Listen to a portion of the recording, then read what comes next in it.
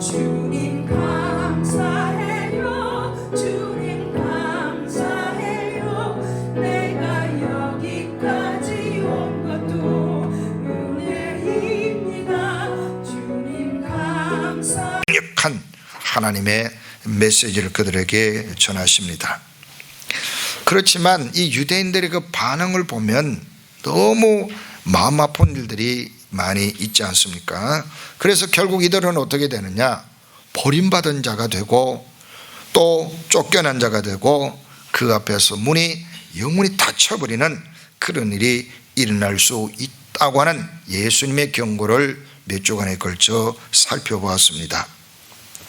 그리고 이제 오늘 이 본문에서 실제로 이것이 물리적 공간 안에서 철저하게 망한다는 메시지를 그들이 듣게 되는 겁니다. 참 안타까운 거죠. 너무나 예수님은 어두운 전망을 그들에게 들려주십니다. 예수님이 지금 이들에게 구원의 소식을 전하고 있는데 자꾸 외면하고 거부하고 도망가는 거죠. 저항하는 거죠. 그럼 어떻게 되느냐? 결국 이들은 완전히 망하게 된다는 걸 예수님이 말씀하고 있습니다. 그러므로 우리가 그리스도가 우리의 인생에 손을 펼치실 때 우리가 그 손을 잡아야 되는데 이를 만약에 외면해버리고 나면 우리 인생에 남는 것이 무엇이 있습니까? 이 운명이 물리적 공간에서 아주 참혹한 결말을 가져다 준다는 것을 오늘 본문이 우리에게 보여주고 있죠. 표도르 도스토예프스키의 그 카라마조프가의 형제들이라는 그게 보면은 이 굉장히 방대한 내용이지만 그 일부 부분에 보면은 그 카라마조프의 그 세 아들이 나옵니다. 세 아들이 나오는데 세 아들이 드미트리와 이반과 알료사입니다. 이 드미트리는 맏아들인데 아버지하고 굉장히 권력이 겹쳐가지고 너무너무 많이 다툽니다. 그리고 둘 다 성질도 좋지 않고 행실도 올바르지 않고 그래서 늘 이 드미트리는 불만을 가지죠. 아버지에 대해서 늘 욕하고 불만하고 내가 이 아버지는 그냥 두지 않겠다고 막 죽여버릴 것이라고 막 이런 식으로 막 떠벌리고 다니고 그런 관계였어요. 그러다가 어느 날 이제 진짜 아버지가 죽어버립니다.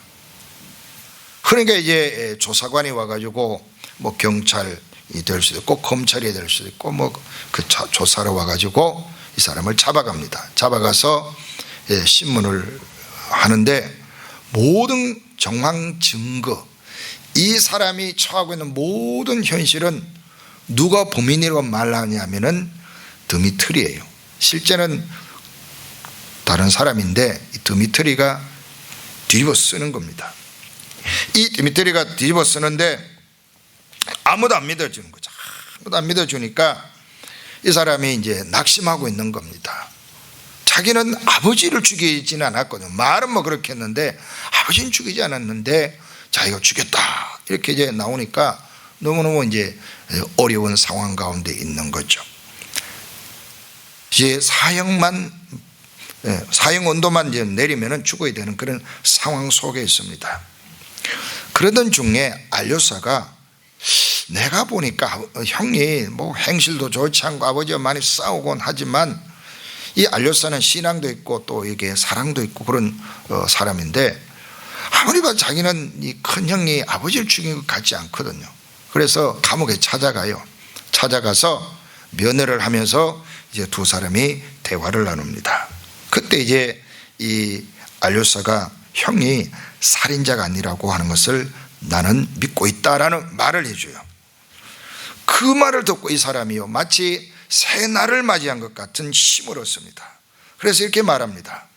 고맙구나. 그런 말하고 그는 기절했다가 숨을 몰아쉬며 깨어나는 사람처럼 말꼬리를 길게 끌었습니다. 이제 너는 나를 부활시킨 거야. 믿을지 모르겠지만 이제까지 내게 그 말을 물어보는 것이 얼마나 두려운지 몰라. 자고서가 넌 내일 내게 대답할 수 있는 용기를 준 거란다 이렇게 말했어요. 우리의 인생을 책임지고 변호해주고 믿어주고 내가 다시 살아갈 수 있는 용기를 주고 특별히 하나님 앞에 담대하게 나아갈 수 있는 의를 우리 가운데 주신 분이 예수 그리스도이십니다. 이 구원자 예수님을 만약에 거부하고 외면한다면 우리의 영원한 앞날이 보장될 수 있을까요?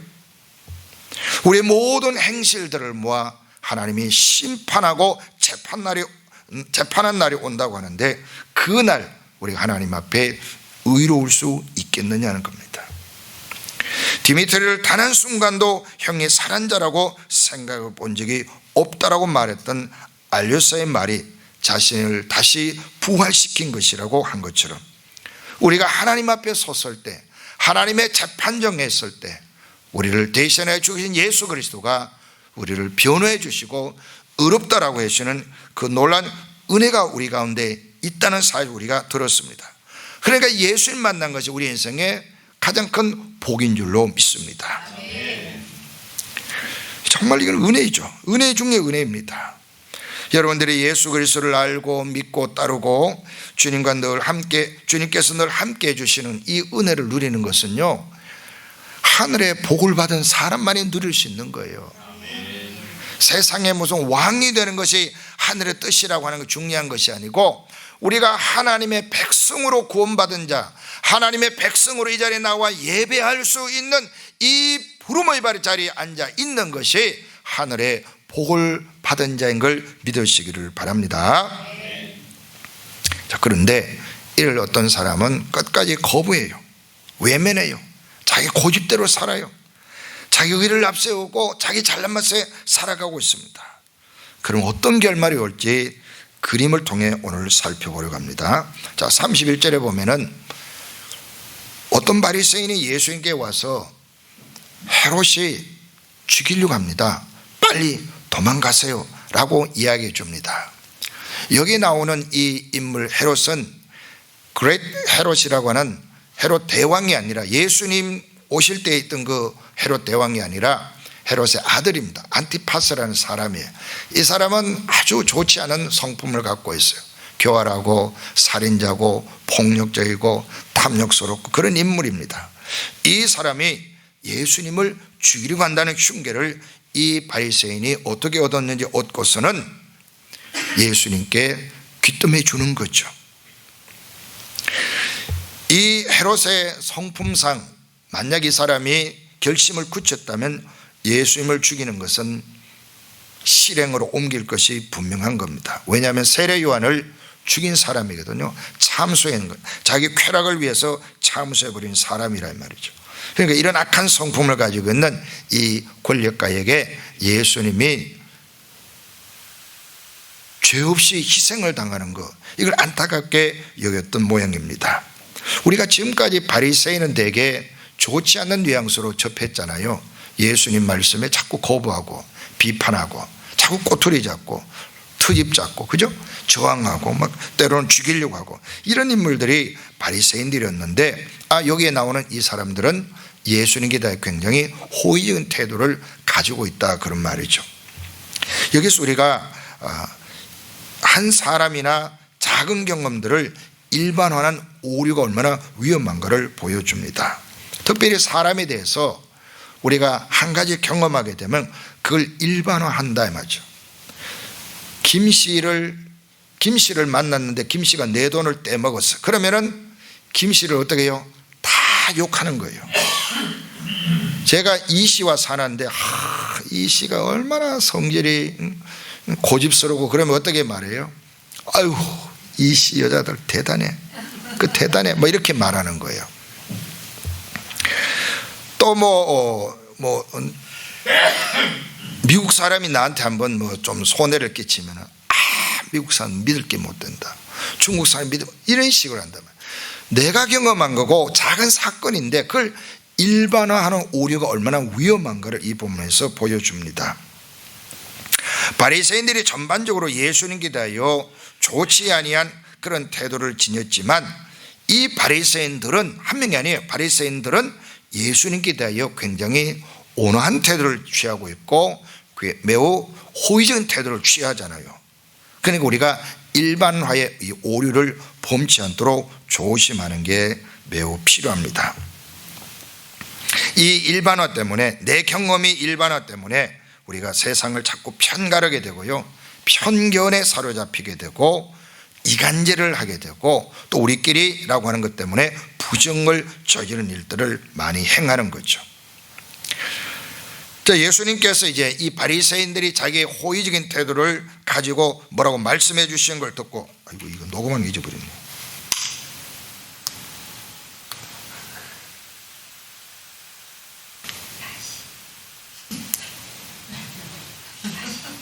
뭔가 월킹을 하네요. 아예 떴습니다. 월킹합니다. 자, 우리가 만나본 일반적인 바리새인과는 달리 이들은 예수님에 대하여 온정형 태도를 지녔습니다. 그렇죠? 자, 그런데 예수님은 이들의 우려에 대하여 반응하시지 아니하고 자신이 처음부터 세워놓았던 계획을 향해서 일관된 태도를 지니십니다. 뭐라고 말씀합니까? 헤롯을 향하여 저 여우에게라고 말을 합니다. 저 여우에게 가서 이야기해라. 무슨 이야기하느냐? 오늘과 내일은 내가 귀신을 쫓아내고 병든 자를 고치다가 제3일에는 완전해지리라고 말씀하고 있죠. 그러면서 이제 33절에 보면은요, 그러나 오늘과 내일과 모레는 내가 갈 길을 가야 하리니 선자가 예루살렘 밖에서는 죽는 법이 없느니라 라고 말씀하고 있습니다. 오히려 예수님은요, 이 헤롯이 자기를 죽이려고 하는 그 이야기를 들으시면서 위축당한다든지 뭐 다른 방법을 생각한다든지 하지 아니하고 더 도발하고 계시는 모습 볼 수 있죠. 저 여유에 가서 이야기해라 라고 이야기합니다. 그 이야기가 뭐냐? 나는 내 할 일을 하겠다는 거예요. 교활한 이 권력가인 헤롯을 전혀 두려워하지 않습니다. 예수님 이런 당당한 모습에 아마 바리새인들은 좀 당황했을 수도 있습니다. 아니 이분이 저 권력가에게 대든다고? 저 권력가가 지금 죽이려고 하는데 도망가든지 뭐 이렇게 좀 타협적으로 나와야 되는데 더 세게 나오니까 내심 당황했을 수도 있습니다. 하지만 예수님께서는 전혀 흔들리지 아니하고 어쩌면 당돌하고 무모한 그런 태도를 지니고 있습니다. 왜 그랬을까요? 예수님이 속된 말로 똘끼가 있는 건가요? 가지고 죽여봐 라고 하는 그런 길거리였던 배짱을 가지고 있나요? 그게 아니죠. 예수 그리스도는 세상의 통치자입니다. 사람의 눈은 연약하게 보이고 볼품이 없어 보일는지 모르지만 그는 하나님의 아들로 이 땅에 와 계신 거예요. 이 세상의 권력의 영향을 받아서 자기 사역을 멈출 만큼 무능력한 분이 아니라 그런 말이죠. 그래서 예수님은 헤롯의 위협에도 전혀 물러서지 아니하고 당당하게 자신이 할 사역을 하시겠다고 의지를 밝힌 거죠. 예수님께서 통제할 수 있는 분이셨기 때문에 아마 이렇게 말씀하신 줄로 믿습니다. 예수님 헤롯이 어떤 계획을 가졌을지라도 그 계획에 의해서 자신의 인생이 영향을 받는 것이 아니라 예수님이 처음부터 가지신 계획 그대로 펼쳐나갈 것이라는 걸 분명히 말씀하고 있는 거죠. 참새 한 마리라도 하나님이 허락하지 않으면 떨어지지 않는다는 것을 예수님은 믿고 있는 분이잖아요. 그걸 제자들에게 가르쳐 주신 분이잖아요. 예수 그리스도는 하나님의 뜻이 아니면 자기가 이 땅에서 생명의 위협을 받는 일은 있을지라도 생명이 달아나는 일은 없다는 확신을 갖고 있었던 거예요. 그래서 예수님은 그가 위협하는 것에 전혀 위축되지 않았던 겁니다. 여러분 오늘 우리도 마찬가지 아니겠어요? 죽음이 예수님 곁에 다가올 수 있도록 허락하지 않은 한 그 죽음은 예수님 곁에 오지 않는 거예요. 그래서 예수님은 그 사역을 집중해 계속해서 나가겠다고 말씀하는 거죠. 하나님의 능력이 함께하는 동안 예수 그리스도는 흔들리지 아니하고 그 사역을 계속해 나가시는 겁니다. 물론 그 시간은 이제 한계가 있습니다. 오늘 본문에 보니까 오늘과 내일은 내가 귀신을 쫓아내며 병을 고치다가 제3일에는 완전해지니라. 이 말씀은 이제 내 사역이 곧 마무리될 시간이 있다고 말씀하잖아요. 그러면서 이제 예루살렘 밖에서는 죽는 법이 없다 암시하고 있는 거예요. 내가 예루살렘 올라가서는 죽는다. 그러나 그 시간이 올 때까지는 내 사역을 내가 하겠다라고 말씀하는 거죠. 사명자는 사명으로 사는구나 다시 한번 보게 됩니다. 예수 그리스도는 다른 것에 영향을 받아서 선택하고 결정하지 않습니다. 사명이 이끄는 대로 예수님은 그 걸음을 추적추적 계속하여 나아가는 거예요. 오늘 우리 성도들에게 주는 메시지가 같은 메시지 아니겠어요? 오늘 우리에게 이 땅에 주님이 주신 사명이 있거든요. 이 땅에 우리가 오래 살다가 먹고 마시고 즐기다 오라는 것이 아니라 사명이 주어져 있거든요. 교회 지상 사명이 있는 겁니다. 이 사명을 위해서 우리는 살아가는 거예요. 어떠한 세상적 조건이 내 선택에 장애는 될 수도 있고 때로는 위협이 될 수도 있겠지만 이것이 결정적으로 선택하도록 내버려두면 안 되는 거예요. 우리의 삶에는 하나님의 사명이 나를 붙들고 있음을 확신하시기를 바랍니다. 하늘의 사명을 띈 사람들은요, 이 사명을 완수하고 추진하고 이걸 이루기 위해서 애를 쓰는 자이지, 야, 이거 어떻게 하다가 목숨을 더 부지해야 되는데, 도망가 다녀야 되는데, 더 살아야 되는데, 여기에 그렇게 심각하게 고민하고 관심을 갖지 않는 거예요. 또 우리가 사명을 감당하다가 사명이 끝나면은 무슨 미련이 남아있어요, 세상에. 그냥 툴툴 털고 주님 나라로 이사가면 되는 거예요. 예수 그리스도는 죽음 넘어 있는 하나님의 안식을 알고 있거든요. 죽음 넘어 있는 하나님의 나를 알고 있거든요. 육신을 벗어났을 때 주어지는 하나님의 영원한 안식이 있음을 알고 계시거든요. 죽었다가 다시 살아나는 능력이 자기 안에 있음을 아는 거예요. 그러니까 예수 그리스도는 헤롯의 위협 때문에 결정하지 않았던 거예요. 오늘 우리도 이 세상이 우리를 결정하게 만드는 많은 압력과 회의를 가지고 다가올 것입니다. 그러나 여러분이 믿음을 가지십시오. 예수 그리스도를 믿는 믿음은, 이 믿음은 저 넘어 있는 세계에 대한 확신을 가져야 되고, 저 넘어 나를 기다리는 주님에 대한 확신을 가지고 우리는 나가야 될 줄로 믿습니다. 그 확신이 있으면 현재 때문에 결정하지는 않는 거예요. 영혼을 결정하지 않는다. 사명을 결정하지 않는 거예요. 우리는 해야 될 일을 그냥 계속해 나가는 거예요. 어려움이 있을지라도, 공고한 일이 있을지라도 계속 우리의 관심 무엇이냐? 사명을 다하고 주님 앞에 가겠다. 이 확신을 가지고 사는 겁니다. 이 자세가요, 창세기 7장 5절에 보면 노아가 보여주었잖아요. 노아가 자기에게 명하신 대로 다 준행하였더라. 이 120년 뒤에 하나님이 세상을 물로 심판하겠다, 그런 말씀하셨는데, 이 노아의 생전에는요, 물로 세상을 심판한다는 걸 경험할 수 없는 너무 온화한 기후를 갖고 있었어요. 너무 세상이 평화로웠습니다. 기후적으로는요, 의심할 만한 일이 없었어요. 그런데 홍수가 나서 이 세상을 다 심판한다고 말씀했을 때 그게 여러분 경험적으로 믿어지겠어요? 논리적으로 생각해서 그런 결론에 도달할 수 있겠어요? 너무 막막한 이야기예요. 상상이 안 되는 이야기입니다. 그런데 노아는 하나님이 말씀하셨다, 여기에 초점을 맞춘 거예요. 하나님이 그렇게 말씀하셨다, 여기에 초점 맞추고, 하나님 말씀하셨으니까 하나님께서 말씀한 대로 행동하실 것이다를 믿고 노아가 무엇을 했어요? 방주를 준비한 거예요. 많은 사람들이 좀 미친 사람이라고 말할 수도 있고요, 또 이게 자그마한 배가 아니잖아요. 거대한 배요. 그걸 만드는데 얼마나 어려웠겠어요. 힘든 시간을 보낸 거예요. 무모한 시간을 보낸 거예요. 그것도 노아가 바닷가에 있는 사람이 아니잖아요. 내륙에 있는 거예요. 사람들이 생각하기에 에덴 동산이 어디에 있느냐? 아라랏산 주변에 있을 것이다. 아르메니아인들은 옛날부터 그렇게 듣고 알고 믿어왔다는 거죠. 적어도 노아가 바닷가에 살지 않았다는 분명한 겁니다. 그런 배를 어떻게 그가 상상할 수 있겠어요? 오직 하나님에 대한 믿음과 하나님께서 주신 말씀대로 사는 것이 내가 사는 것이다, 믿음을 가지고 사명을 감당한 거예요. 우리의 사명자는 이런 자세를 갖는 겁니다.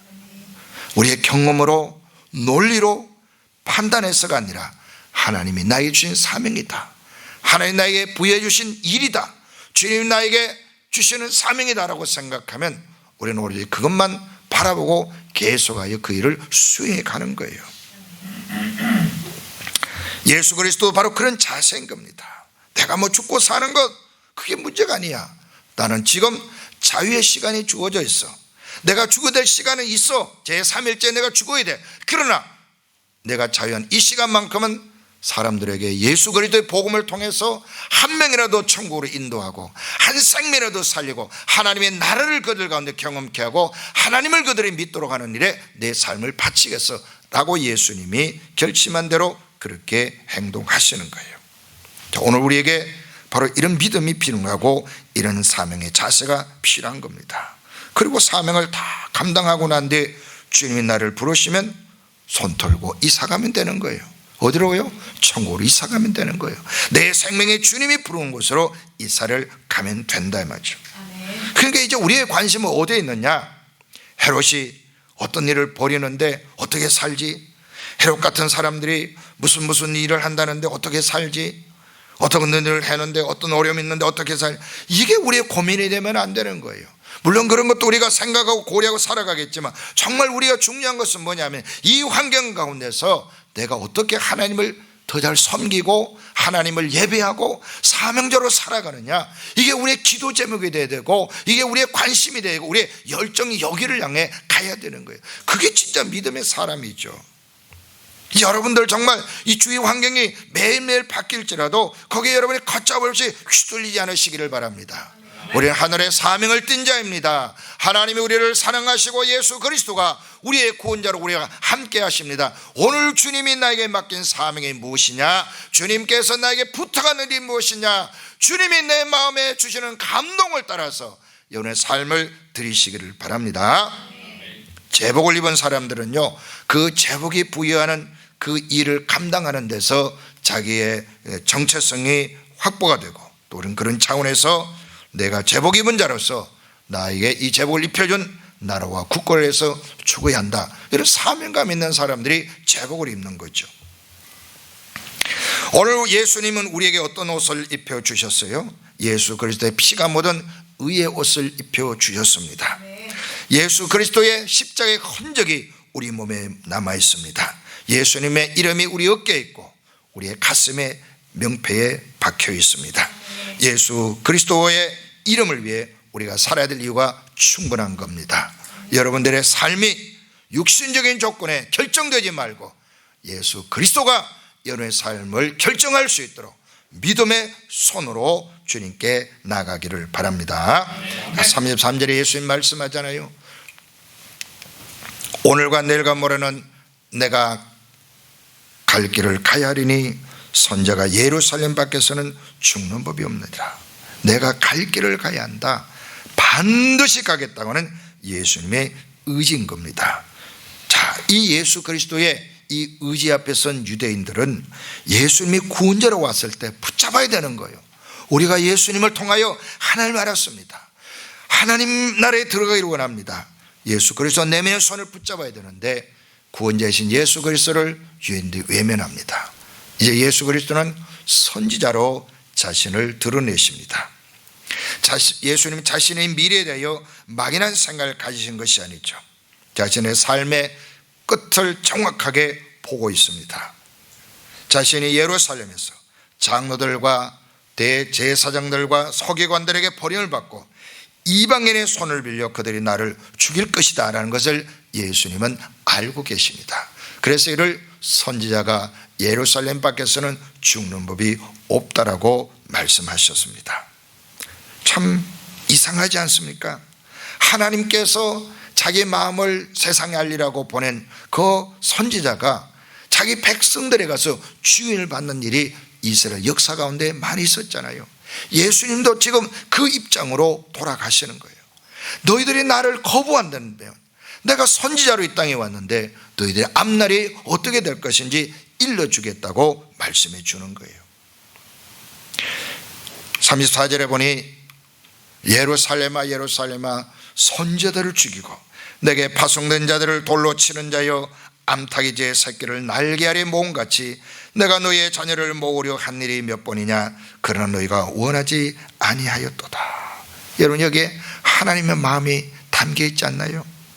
예루살렘아 예루살렘아, 예수님의 이 부르는 음성이 정말 하나님의 영을 받은 우리의 마음을 움직이는데 유대인들은 감각이 없는 거예요. 예루살렘을 중심으로 하나님께 많은 죄를 지었잖아요.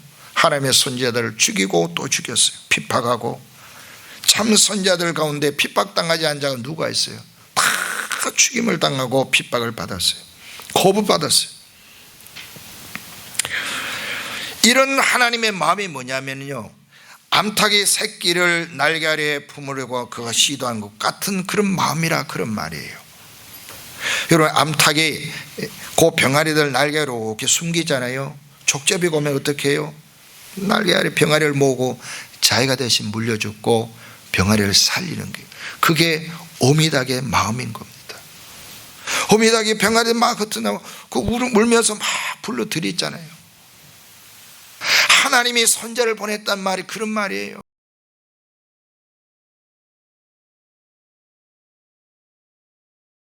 거부했다. 이러한 하나님 백성을 보는 예수님 마음이 너무 안타까웠겠죠. 오 예루살렘아 예루살렘아. 예수님의 이 메시지는 뭡니까? 이게 그냥 목에서 나온 소리가 아니잖아요. 뱃속에서부터 너무 아팠어, 너무 힘들었어. 예루살렘아 예루살렘아. 예수님 보니까 장래가 보이거든요. 이 거부하다가 이들이 앞으로 심판이 보이거든요. 멸망이 보이거든요. 너무 마음이 아픈 거예요. 그래서 예수님이 숨기지 아니하고 예루살렘아 예루살렘아 이렇게 부르고 있는 겁니다. 하나님의 사랑의 음성, 애타는 부르심을 거부한 그들은 결국 어떻게 됩니까? 황폐하게 되는 거예요. 너희 집이 황폐하여. 지금은 이스라엘의 예루살렘 시대가 있고 큰 성전이 있고, 이 성전에만 너무너무 의리의리해가지고 제자들도 자부심이 뿌듯해가지고 예수님 성전 보세요. 와, 오, 판타스틱. 세상에 우리의 헤롯은 대왕이다, 뭐 이렇게 말씀, 입에 거품 물고 자랑하고 칭찬했잖아요. 근데 예수님 눈에는 저 뒤가 보이는 거예요. 더 멀리 뒤가 보이는 거예요. 황폐하게 된 예루살렘 시대가 보이는 겁니다. 성전이 다 파괴버린 그 도시가 보이는 거예요. 그러니 얼마나 예수님 마음이 안타까웠겠어요.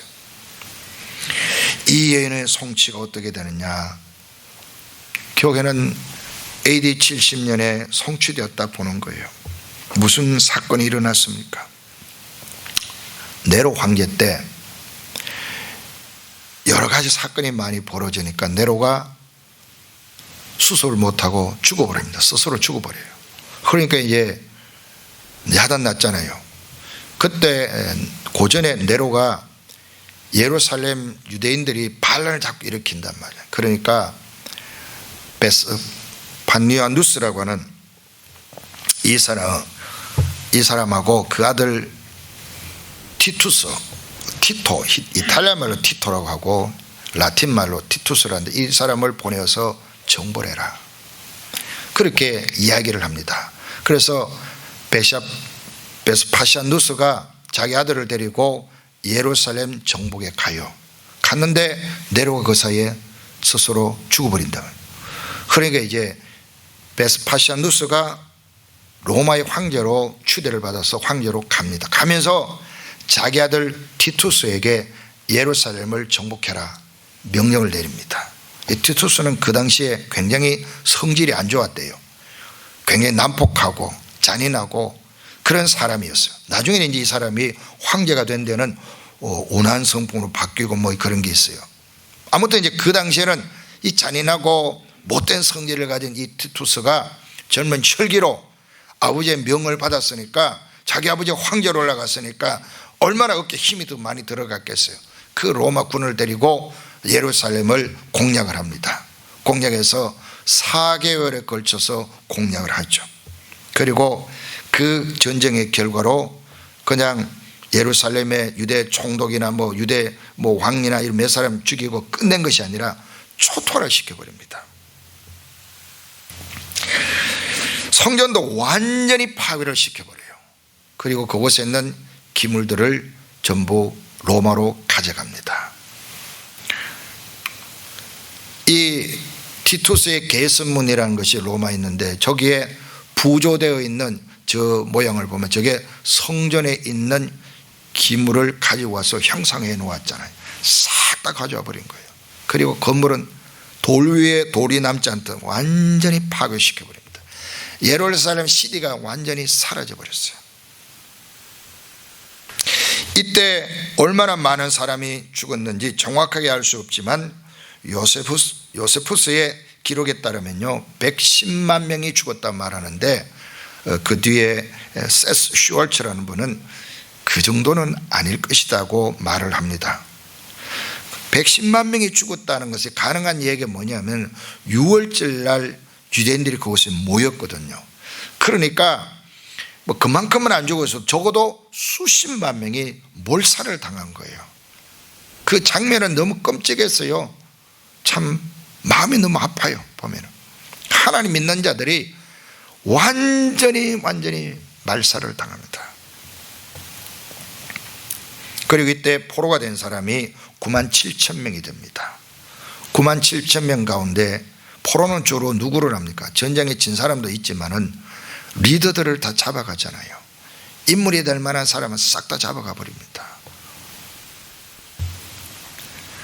그리고 9만 7천 명 중에 몇천 명은 강제로 검투사가 되어서 여러분 알잖아요. 원형 경기장에 검개가 싸워 죽이고 짐승이 밥이 되고 이런 일에 쓰임받고 로마인들은 즐거워하고 거기에 희생물로 다 쓰임받았어요.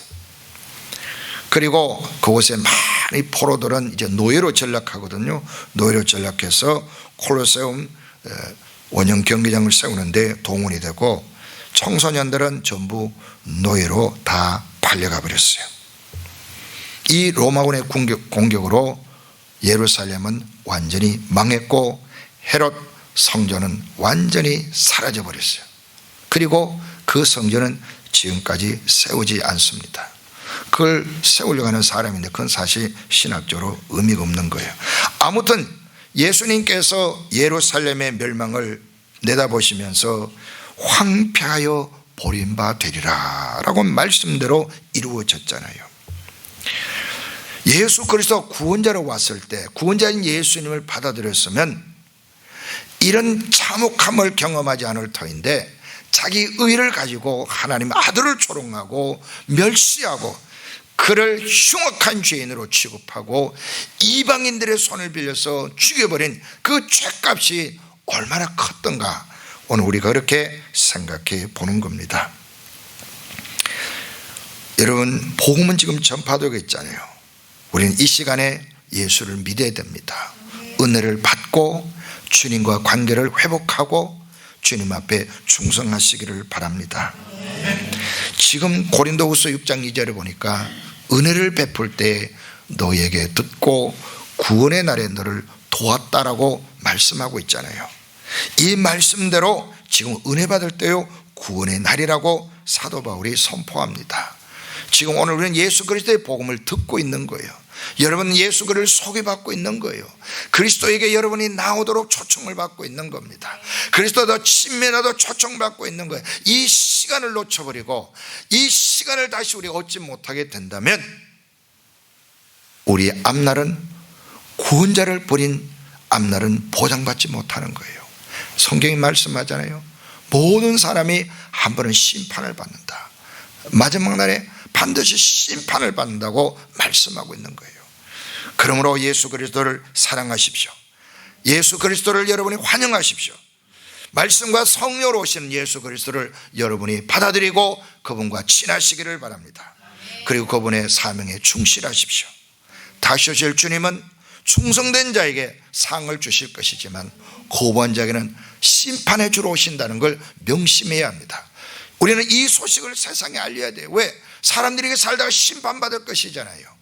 우리 가족들에게 일가 친척들에게 친구들에게 예수의 복음을 들려주어야 되는 거예요. 그들이 만약에 거부한다면 하나님의 심판을 피할 수가 없다 말이죠. 그날의 예루살렘이 황폐화되듯이 우리 인생의 모든 것이 황폐하게 되는 날이 오게 된다는 거죠. 이 말씀을 기억하시고 은혜로운 이 시간 구원의 날 예수의 복음을 전하시고 예수 그리스도를 통하여 구원받는 사명을 감당하시기를 바랍니다. 카라마조프가의 형제들이 나오는 디미트리를 믿어준 알료사가 그를 살게 했듯이 예수 그리스도께서 죄인이었던 나를 영원히 살게 해주시는 분입니다. 예수님을 따르십시오. 그를 사랑하시고 그에 맡긴 사명을 감당해 가십시오. 그 이름 예수, 나의 영원한 의요 보호자신 예수, 그 이름을 끝까지 마음에 품고 세상의 욕을 뿌리치고 예수 그리스도의 구원의 나를 선포함으로 한 쌍매라도 살린 일에 쓰임받도록 삶을 헌신하시기를 주의 이름으로 부탁합니다. 기도하겠습니다.